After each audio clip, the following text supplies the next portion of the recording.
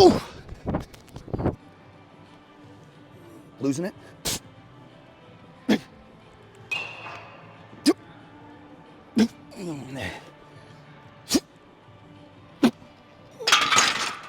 All right, shoulder press it is.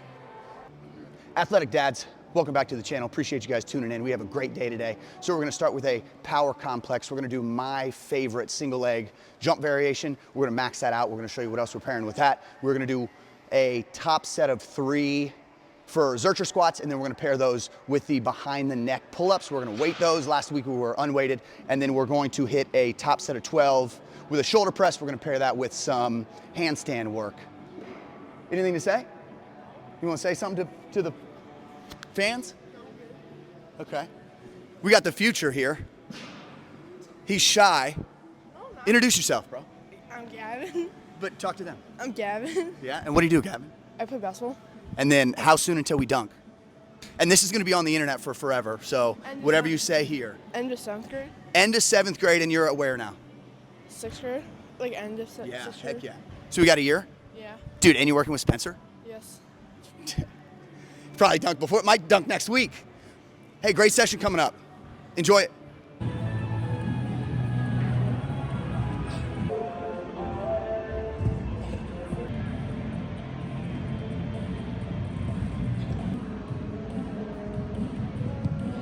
All right, first exercise in our power complex here. This has got to be one of my favorite single leg variations. Jumps for both height and distance. So what we have 2 hurdles set up. I have them about 26 inches height, and then I'm trying to get them as far away as possible. Build up as much speed as I want to jump off of one leg, land on that same leg. So we're just doing one each side. The idea is to jump not only as far as we can, but then once we kind of max that out, we're gonna go for height and then try to see how far we can jump on one leg and land and how high the hurdles can get up. Always super fun, always super engaging. So we've hit a couple sets, kind of warming up, getting to where we are now, just in front of 3 yards, so call it like 8.5 feet. And then we're gonna build up a ton of speed, jump over it, again, 26 inches, let's see what happens. We'll go one each leg. This is the first movement in my power complex because I want this to be the priority. I really wanna max this thing out. And then the other 2, I'm okay with not being at 100%, but this I wanna be real prepped, real fired up to go into these jumps. So here we go. So usually if it's a new distance, I'll go on my good leg first, my left leg first to go up and over, build some confidence, but still feel pretty good going into it. So I went weakest leg, right leg, now we're going left. So this should be no problem. Second movement in the complex, low box, plyo step up. Trying to punch through the box, get as high as we can. 3 each.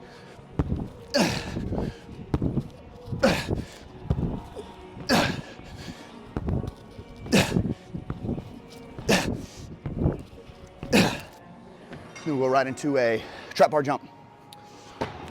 For height, a little bit of weight. It's 135, 3 of them here.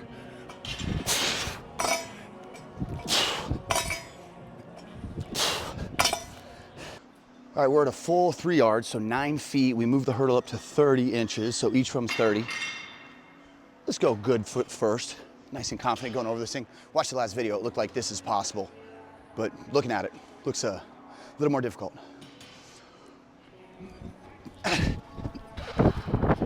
Oof. That is further than I've ever done, not even close. I don't know if I would get that right side, so let's go right side. Worst case scenario, we kick the hurdle over. Ooh. On to Zerchers, we got the gang squat next to us. So we've included them in the frame. Watch them toss around some weight. We got triples here.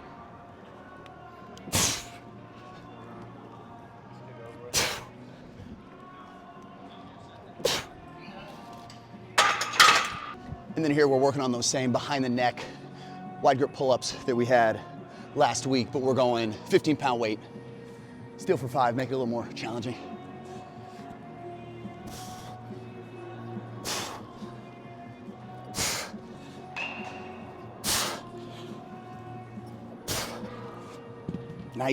Nice. I think our total was 20 last week. So we're gonna try to go 20 with the 15s. Do not waste time on little jumps. on Zerchers. Not worth it. Only big jumps.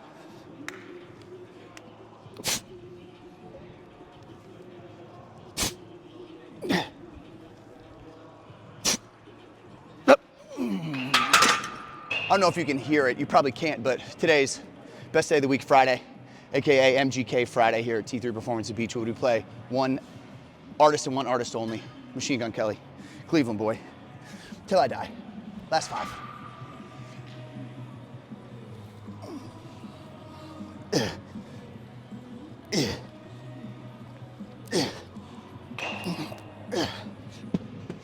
Now let's do one more. 20 to 25, 15 pounds. And then we're gonna hit our last couple sets of heavy Zerchers.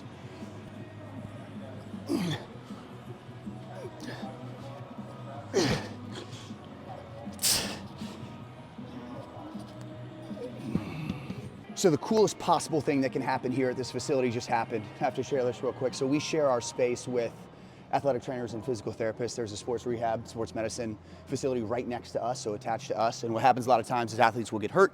They will do their surgery and rehab through the ATs and PTs here. And then kind of after they're cleared, they'll come with us and they'll start doing some performance training. And had just another awesome success story where there's an athlete who I care about a ton, awesome kid, high school football player, who had a knee injury, rehabbed for a long time, wasn't making a ton of progress, and then got suggested to start training with us, started training with us, and his PT just came over and told me that she saw a massive improvement basically from the day that he started working with us moving forward. And he did his tests, he did his knee extension test, knee flexion test, all those kind of things, his sprinting, his jumping, and he passed, he's excited.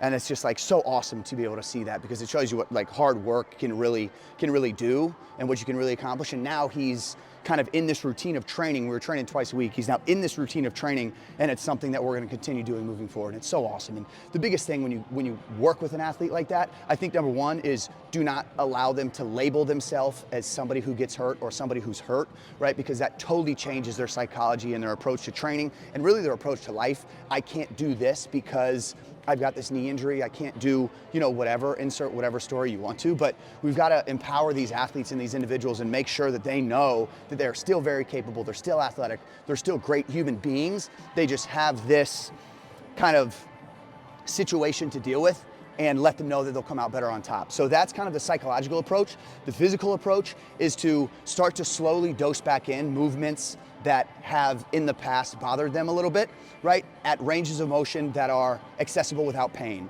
So when we're looking at training, we're trying to train anywhere between like a 1 to a 2 to a 3 of discomfort. Not anymore, and again, not pain, but more discomfort, because that allows us to understand that we're stimulating the area that needs to be stimulated.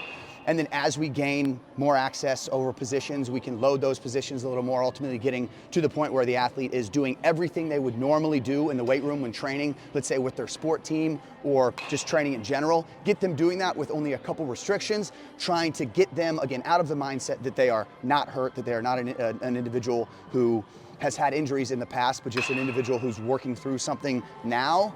Change the psychological, allow them to adapt physically, and just unbelievable things happen. And that was so cool to see, man. He came out with a huge smile on his face. Sorry about this long kind of rant about this, but it's just so awesome to see again. This is the best thing that can possibly happen at the facility, and it's so cool because we see it week after week, man. So shout out to everybody, the staff here, the staff who works in the sports medicine department, everybody's dialed. So let's try to get back and dialed for a triple here at 315. Losing it?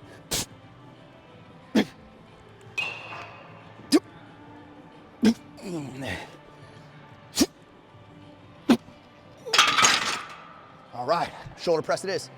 So last thing we've got 3 sets working to a top set of 12 of a strict-ish overhead press. And then we're gonna pair this with kind of like an alternating handstand iso hold, back and forth. I'll probably only show like one of those, but we'll do, again, 3 sets to a top set of 12. This is probably gonna be pretty unimpressive.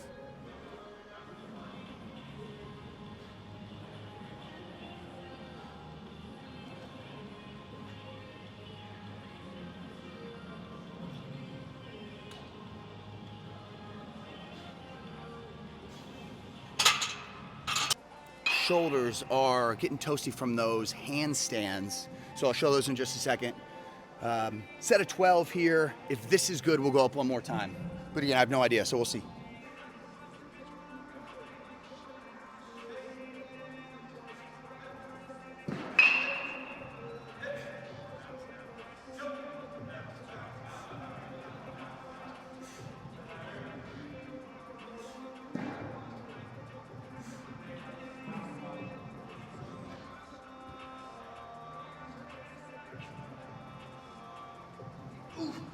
That'll do it. Let's check out those handstands. All right, we're on to our handstand variation up here.